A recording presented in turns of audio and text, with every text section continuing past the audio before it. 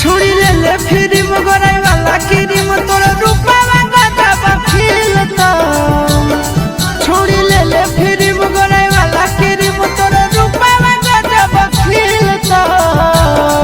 एगो छौड़ा पटाइल छौड़ी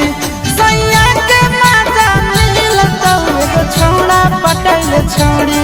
सैया के माता मिल तो छुड़ी ले ले फिरिम गोराई वाला किरिम तोर रूपा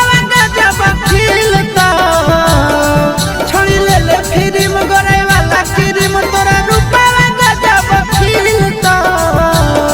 एगो छौड़ा पटाइल छौड़ी।